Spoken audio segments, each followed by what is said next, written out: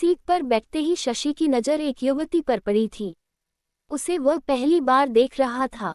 खिड़की के पास वह गुमसुम, खामोश और चुपचाप बैठी थी।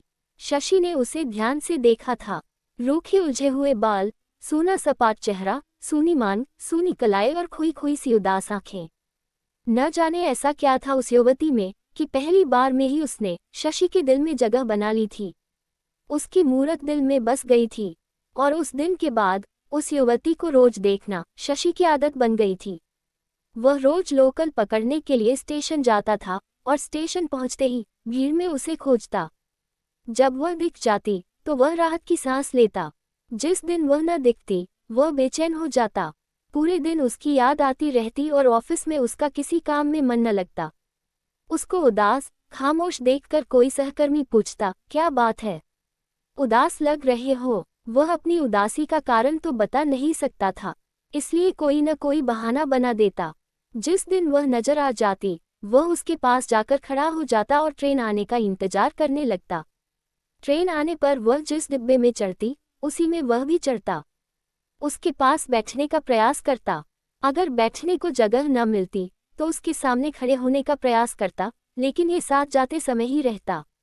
आते समय पता नहीं कितने बजे की लोकल से वह लौटती थी।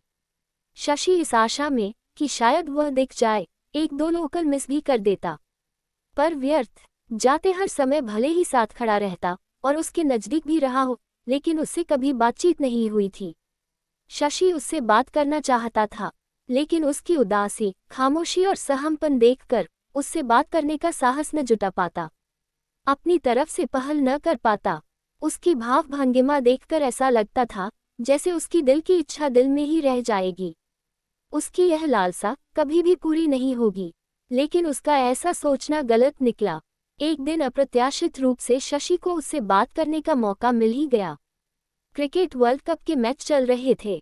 मुंबई में सेमीफाइनल खेला जाना था, जिसकी वजह से खेल प्रेमियों की लोकल ट्रेन में भारी भीड़ थी। भीड़ की वजह से वह चढ़ नहीं पा रही थी। शशि ने भी उस युवती के चक्कर में कई ट्रेनें छोड़ दी थी। भीड़ थी कि कम होने का नाम ही नहीं ले रही थी। ट्रेन में न चढ़ पाने की परेशानी उसके चेहरे पर साफ छलकने लगी थी। वह बेचैन नजर आने लगी थी। इसी समय को मुनासिब मानकर वह उससे बोला, आप परेशान नजर आ रही है। भले ही उनके बीच बात न हुई हो, लेकिन वे एक दूसरे को पहचानते थे क्योंकि वे रोज एक दूसरे को देखते थे।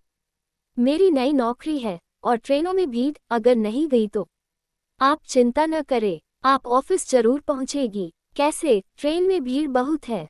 भीड़ चाहे जितनी भी हो, लेकिन अब की जो ट्रेन आएगी उसमें हम जरूर चढ़ेंगे। भीड़ जितनी कम होती थी उससे ज्यादा फिर बढ़ जाती थी, और जैसे ही लोकल ट्रेन आई वह उसका हाथ पकड़ते हुए बोला, तैयार रहिए। ट्रेन आने से पहले ही प्लेटफॉर्म पर खड़े लोग हरकत में आ गए थे। शशि ने उस युवती का हाथ पकड़ लिया और ट्रेन प्लेटफॉर्म पर रुकते ही यात्री ट्रेन में चढ़ने उतरने लगे थे।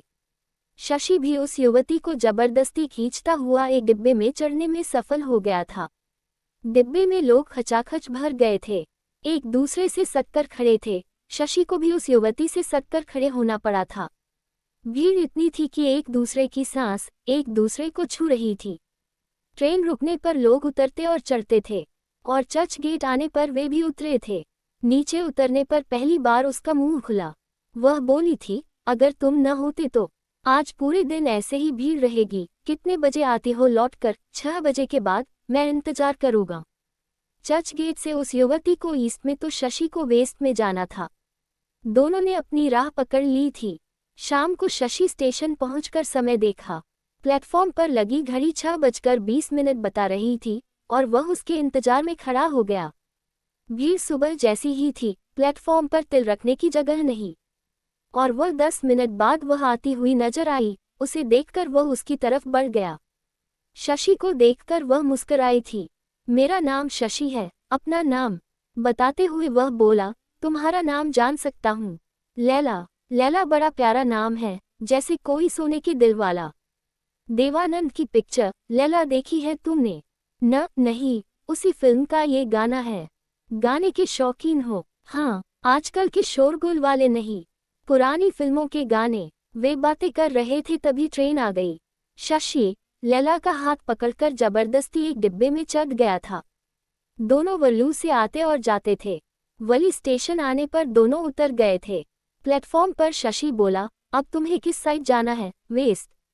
लैला बोली, और तुम्हें? ईस्ट। शशि बोला, सुबह 9 बजे की लोकल पकड़ती हो? हाँ। मेरा इंतजार करना। और फिर वे साथ आने जाने लगे। दोनों अलग अलग दिशा से आकर मिलते, ट्रेन में उनका साथ रहता और चर्चगेट पर अलग अलग दिशा में चले जाते। ये सिलसिला चलता रहा और काफी दिन गुजरने पर एक दिन वापस लौटते समय शशि बोला, कल संडे है, मेरी छुट्टी है।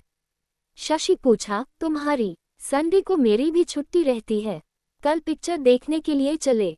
शशि ने प्रस्ताव रखा। कौन सी पिक्चर? लैला बोली, जो भी तुम्हें पसंद हो। शशि बोला, कमाल है, प्रस्ताव तुमने रखा है और पूछ मुझसे रहे हो। लैला बोली, मैं कोई नाम बताओ और तुम्हें ऐतराज हो तो? मुझे कोई ऐतराज नहीं होगा, तो ऐतराज ही देखते हैं। शशि बोला, कल 12 बजे स्टेशन आ जाओ। ठीक है, आ जाऊंगी। एक बात और, खाना खाकर मत आना।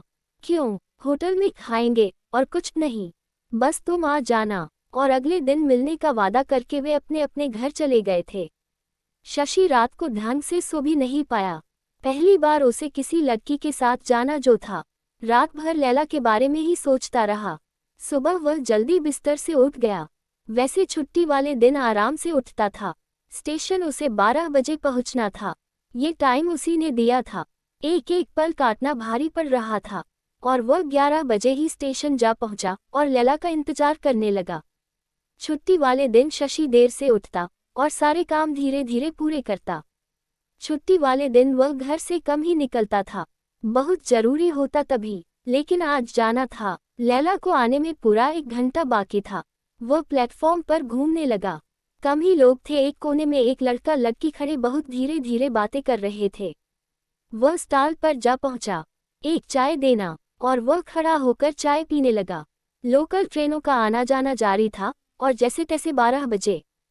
12 बजते ही वह गेट पर जाकर खड़ा हो गया और कुछ देर बाद लैला आई। उसे देखकर बोली, तुम कब आए? क्या बताऊं, कब आए ये बताओ? 11 बजे। इतनी जल्दी? पहली बार किसी लड़की ने साथ चलने का प्रस्ताव स्वीकार जो किया था। कितनी लड़कियों को ये प्रस्ताव दे चुके हो? तुमसे पहले किसी को नहीं। फिर क्यों झूठ बोल रहे हो? तुम इन कपड़ों में सुंदर लग रही हो। लैला आज गुलाबी रंग का सूट पहनकर आई थी। थैंक्स। अब कहाँ चलना है? सीएसटी चलते हैं, वहाँ किसी होटल में खाना खाएंगे। चलो। वे एक होटल में खाने के लिए गए। फिर खाना खाने के बाद वे पिक्चर देखने के लिए गए। पिक्चर रोमांस से भरपूर और रोचक थी। उस दिन के बाद ऑफिस की छुट्टी का दिन शशि और लैला साथ गुजारने लगे। दोनों साथ घूमते, पिक्चर देखते, खाते पीते और खरीदारी भी करते। समय गुजरने के साथ शशि लैला के इतना करीब आ गया था कि उसके दिल की धड़कन सुन सकता था। फिर भी वह उसके बारे में ज्यादा नहीं जान पाया था। लैला उसके साथ खाती पीती, बातें करती, घूमती, लेकिन अपनी तरफ से कभी कोई बात नहीं करती थी। सिर्फ शशि के सवालों का ही जवाब देती थी। खुद कोई बात नहीं छेड़ती, नहीं अपने बारे में कुछ बताती थी।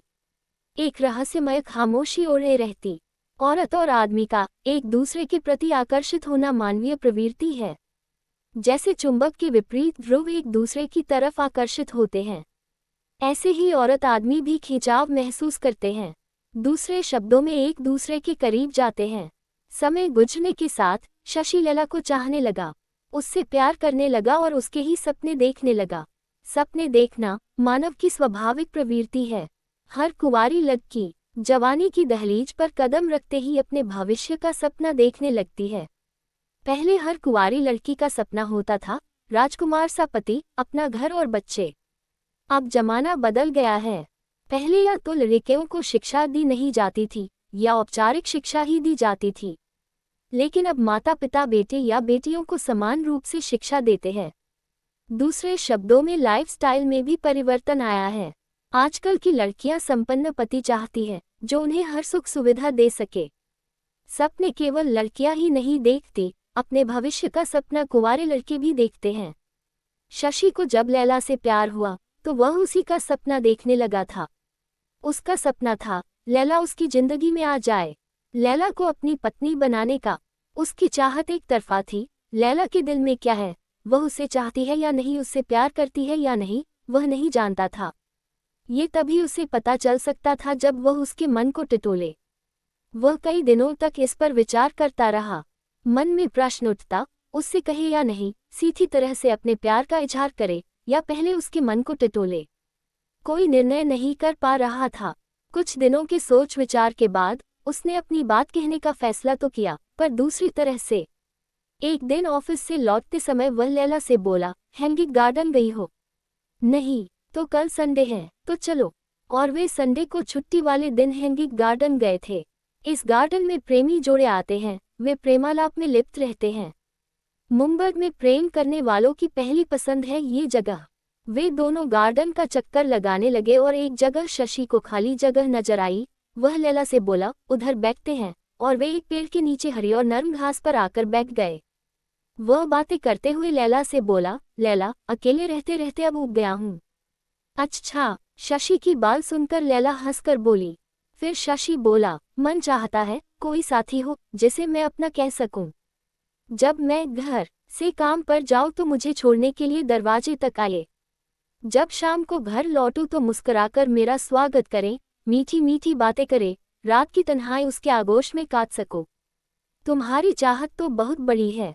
हाँ लैला, एक हमसफर चाहिए। तुम्हारी बात का आशय कहीं शादी से तो नहीं? शशि की बात सुनकर लैला बोली। तुम शादी करना चाहते हो? लैला, अकेले रहते अब मैं बोर हो चुका हूँ। अब मैं शादी करना चाहता हूँ। तो कर लो, इसमें देर किस बात की है? लैला, मैं डरता हूँ। डर किस बात का? लैला बोली, मैं जिस लड़की को चाहता हूँ उससे प्यार का इजहार करूँ, और अगर उस लड़की ने मना कर दिया तो? अभी प्यार का इजहार किया भी नहीं और मन में डर पहले से ही पाल लिया है। पालना पड़ता है। लड़कियों के मन को तो मैं नहीं पढ़ सकता। अगर इसने मना कर दिया तो मेरा दिल टूट जाएगा। चिंता मत करो, तुम्हारा दिल नहीं टूटेगा। उसकी बात सुनकर लैला बोली, तुम कुछ मत करो, तुम्हारे दिल की बात मैं उस लड़की तक पहुंचाऊंगी। तुम मेरे प्यार का इजहार करोगी। क्या मैं तुम्हारा इतना काम नहीं कर सकती? इससे ज्यादा खुशी और क्या होगी मेरे लिए? कोई भी लड़की ऐसी नहीं होगी जो तुम्हारे प्यार को ठुकरा दे। मुझे पूरा विश्वास है वह अपने भाग्य पर इतराए बिना नहीं रहेगी। लैला बोली, तुम मुझे उस लड़की के बारे में बताओ, कौन है वह? उसका नाम मुझे बताओ। नाम बताओ। हाँ, वो तो मेरे सामने ही है। मतलब वो तुम हो? मैं? लैला शशि की बात सुनकर चौंकते हुए बोली, हाँ, तुम हो वह लड़की, तुम ही हो जिसे मैं चाहने लगा हूँ, प्यार करने लगा हूँ। शशि अपने प्यार का इजहार करते हुए बोला, मैं तुम्हें अपनी बनाना चाहता हूँ, तुमसे शादी करना चाहता हूँ।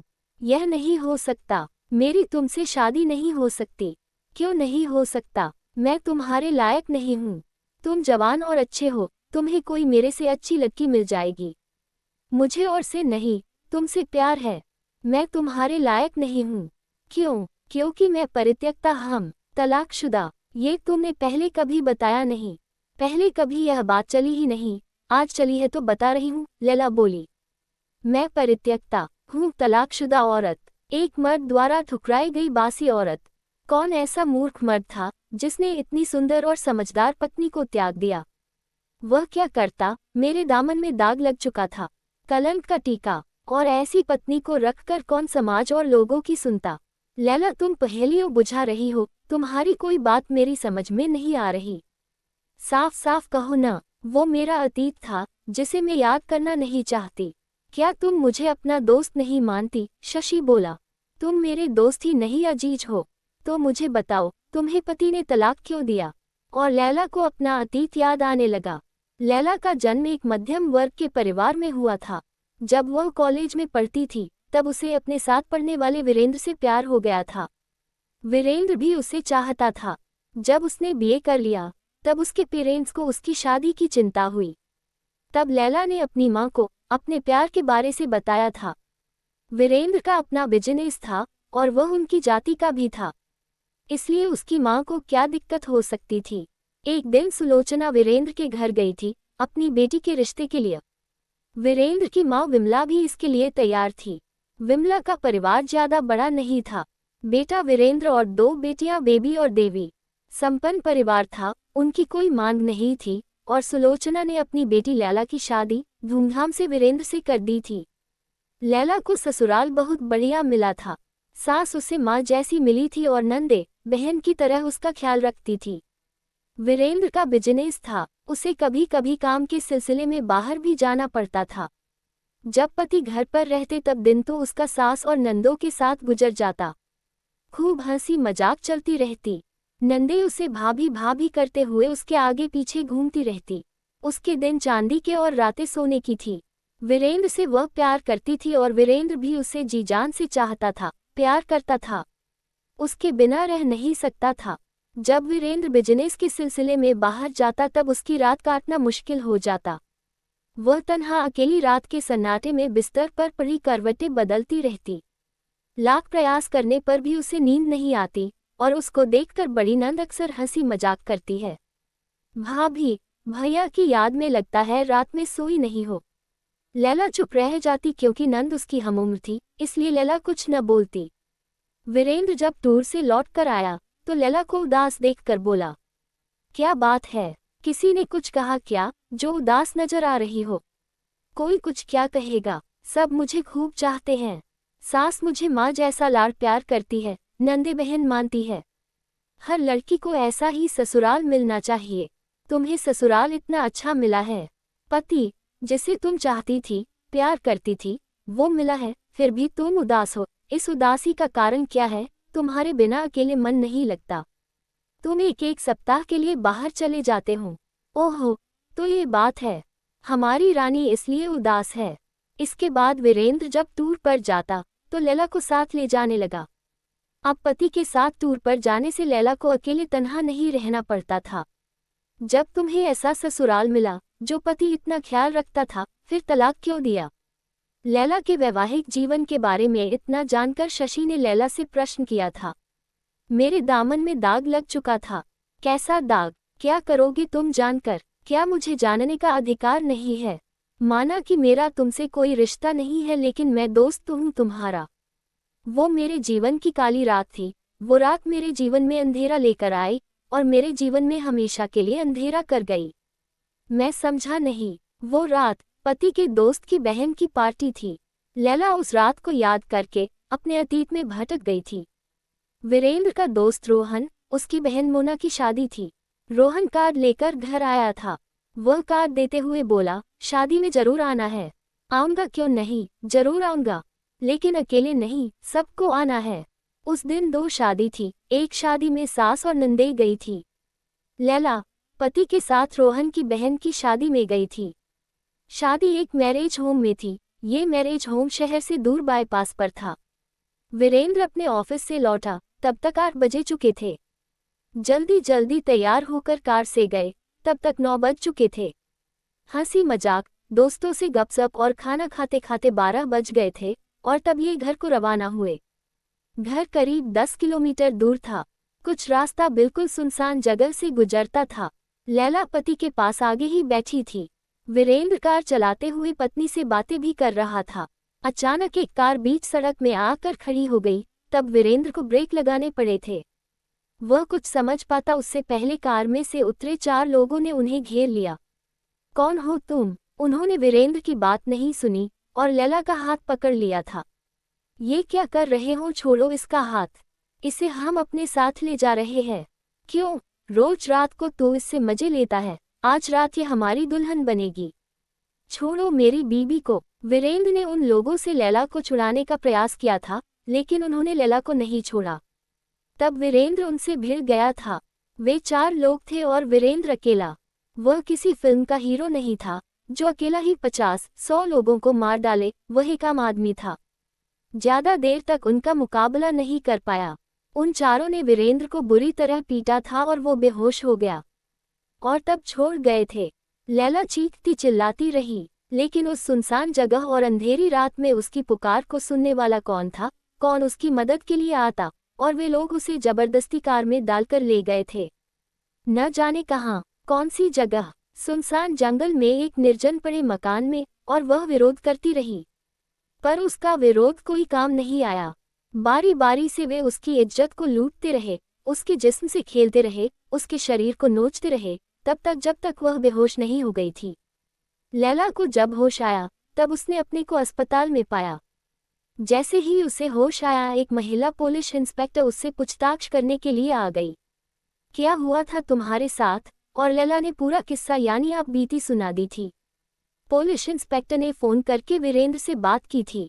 फ़ोन करने के बाद दूसरे दिन वीरेंद्र आया था। जो वीरेंद्र उसके सामने चुप नहीं रहता था, वह अन्ना सा बना रहा, उससे बात नहीं की और कुछ देर बैठकर चला गया था। और फिर न वह आया, न ही सास या नंद। उसे जिस दिन छुट्टी मिलने वाली थी उस दिन उसने फ़ोन भी किया। जब काफ़ी इंतज़ार के बाद भी वह नहीं आया, तब एम्बुलेंस उसे घर छोड़ने के लिए गई थी। जब वह घर के अंदर गई तो सास बोली थी, अब यहाँ क्या करने के लिए आए हो? मम्मी जी यहाँ नहीं आती तो कहाँ जाती? सास की बात सुनकर लैला बोली थी, जहाँ तेरे मन में आए वहाँ जा। सास बकती रही, वह सब कुछ सुनकर भी चुप रही और अपने कमरे में चली गई थी। वीरेंद्र कमरे में ही था। पति को देखकर वह बोली, आज ऑफिस नहीं गए? किस किस को सफाई देता फिरूं? लैला ने पति की बात का जवाब नहीं दिया और बोली, जब घर पर ही थे तो अस्पताल क्यों नहीं आए? लैला, अब मैं तुमसे कोई रिश्ता नहीं रखना चाहता। तुम मुझसे प्यार करते हो और तुम ही यह बात कह रहे हो। प्यार करता था, अब नहीं। अब क्या हो गया जो तुम ऐसी बात कर रहे हो? जो कुछ तुम्हारे साथ हुआ उसे बताने की जरूरत नहीं, तुम सब कुछ जानती हो। वो हादसा मेरी गलती नहीं थी, तुम भी मेरे साथ थे। वे लोग जबरदस्ती तुम्हारे सामने मुझे ले गए थे। मेरी रक्षा करना तुम्हारा कर्तव्य था। मैंने पूरा प्रयास किया तुम्हें उन लोगों से छुड़ाने का, लेकिन वे चार थे, मैं उनका मुकाबला नहीं कर पाया। लैला को दोषी उसकी सास ही नहीं मान रही थी, उसका पति भी उसे ही दोषी मान रहा था, जबकि वह जानता था कि उसका कोई दोष नहीं है। ऐसा किसी भी औरत के साथ हो सकता है, या यूं कहीं आए दिन होते रहते हैं। लैला ससुराल में उपेक्षित होकर रह गई थी। सास खुद बोलती नहीं थी, उसने अपनी बेटियों को भी मना कर दिया था। पति भी उससे दूर रहने लगा, उससे बात करना तो दूर, रात को दूसरे कमरे में सोने लगा। उसे खाने पीने को ऐसे दिया जाता जैसे किसी भिखारी को देते हैं। उसकी जिंदगी नरक बन गई थी। जब भी कोई कॉलोनी की औरत आती या कोई और, वह उसकी बुराई करती। कुलक्षणी यहाँ बेशर्मों की तरह पड़ी है। पति, सास और नंदे घंटों कमरा बंद करके न जाने क्या मंत्रणा करते रहते। सास तो न उससे बोलती, न ही कोई काम करने देती थी। पति भी उससे ऐसे दूर रहता मानो वह अछूत हो। नंदों से वह बात करने की कोशिश करती तो वे मुंह फेर लेती। वह दिन रात अकेली कमरे में पड़ी रहती। उसे उतना तंग किया जा रहा था कि वह खुद ही चली जाए, पर वह जाती कहाँ? माँ बाप रहे नहीं, भाई था, वह भी छोटा। वह तो अभी तक मिलने के लिए भी नहीं आया था। वह कहीं नहीं गई। तब एक दिन वीरेंद्र ने उसके सामने तलाकनामा रख दिया, इस पर दस्तखत कर दो। लैला ने उन कागजों को पढ़ा, फिर बोली, तुमने तो जिंदगी भर साथ निभाने का वादा किया था, फिर अब क्या हो गया जो मुझसे पीछा छुड़ाना चाहते हो? तुम्हारे साथ जो हुआ उसे लोग जान चुके हैं। मुझसे लोग तरह तरह के सवाल पूछते हैं। समाज में जीने के लिए जरूरी है कि कोई दाग न हो, वीरेंद्र बोला। राम ने तो केवल एक आदमी के आरोप लगाने पर सीता को त्याग दिया था, और तुम तो पूरी तरह अपवित्र हो चुकी हो। मुझे तलाक देकर दूसरी तो लाओगे न? अभी मेरी उम्र ही क्या है? खुदा न खास्ता दूसरी के साथ भी ऐसा हुआ तो क्या उसे भी त्याग दोगे? लैला की बात सुनकर वीरेंद्र कुछ नहीं बोला था। मैं चाहूँ तो इन पर दस्तखत ना करूँ और इसी घर में तुम्हारी छाती पर मूंग दलती रहूं। चाहूँ तो तुम सबको दहेज उत्पीड़न में जेल भिजवा दूर, तलाक के बदले में लाखों रुपए मांग कर सकती हूँ। लैला बोली, लेकिन मैं इतनी गिरी हुई नहीं हूँ। वीरेंद्र मुंह लटकाए खड़ा था। मैं तलाक का इंतजार नहीं करूंगी। लैला कागजों पर दस्तखत करते हुए बोली, मैं जा रही हूँ। दहेज में जो तुम्हें मिला तुम ही को दान करके। अपने अतीत के दुखद अध्याय को याद करके लैला की आंखें भर आई थी। फिर तुमने क्या किया? कहाँ जाती मैं? अपनी एक सहेली के पास चली गई। मेरी सहेली दीप्ति सर्विस करती थी, उसने शादी नहीं की थी। मैंने उसको पूरी बात बताई थी। वह मेरे साथ की घटना को सुनकर बोली, जो भी तेरे साथ हुआ उसमें तेरी क्या गलती थी? फिर उसने तलाक क्यों दिया? समाज में बदनामी न हो इसलिए। तूने तलाक के कागज पर दस्तखत क्यों किए? ऐसे पति के साथ रहकर क्या करती? कम से कम हर्जाना तो लेती। नहीं, दीप्ति ने तो बहुत समझाया था, पर वह तैयार नहीं हुई। फिर मैं अपने पैरों पर खड़े होना चाहती थी। लैला आगे बताने लगी, नौकरी करना चाहती थी, लेकिन दूर, जहां मेरा अपना कोई न हो, मुझे कोई न जानता हो, जहां पर मेरा अतीत मेरा पीछा न करे। और इसी चक्कर में कराई नौकरी मैंने छोड़ी भी। आखिर में मुंबई, जो मेरे लिए अजनबी था, मैं यहाँ चली आई। लैला अतीत में अपने साथ हुई घटना को शशि को सुनाते हुए भावुक हो गई थी। तुम्हारे साथ नाइंसाफी हुई है। लैला के अतीत को जानकर शशि ने उसकी पीठ पर हाथ रखा था। फिर दोनों के बीच मौन छा गया। काफी देर तक दोनों चुप बैठे रहे और शशि लैला के बारे में ही सोचता रहा। जब कुछ देर बाद लैला संयत हुई, तो वह बोला, लैला अब मैं तुम्हारा अतीत जान चुका हूँ, या और कुछ भी कहने के लिए है? जो था, सब मैंने बता दिया है। अब तो तुम तैयार हो। किसके लिए? मुझसे शादी के लिए। शशि, तुम कुंवारे हो, सुंदर हो, अच्छा कमा रहे हो, बहुत सी कुंवारी लड़कियां तुमसे शादी करने के लिए तैयार हो जाएगी। लैला ने शशि को समझाया था। लैला, प्यार किया नहीं जाता, प्यार हो जाता है। और हर आदमी की दिल की ख्वाहिश होती है कि जिस औरत से उसे प्यार हो, वही उसे जीवनसाथी के रूप में मिले। लैला की बात सुनकर शशि बोला, मुझे तुमसे प्यार हुआ और शादी करूंगा तो तुमसे, वरना क्या? शशि की बात सुनकर लैला बोली, तुम अगर मुझसे शादी नहीं करोगी तो आजीवन कुंवारा रहूंगा। शशि, समझो, मैं अपवित्र हूँ। नहीं, तुम मेरे लिए सीता की तरह पवित्र हो। और लैला को कहना ही पड़ा, मैं तैयार हूँ। आपको ये कहानी अगर अच्छी लगी हो तो कृपया लाइक जरूर करें। आपका लाइक और सब्सक्राइब ही हमारा इनाम होता है। धन्यवाद।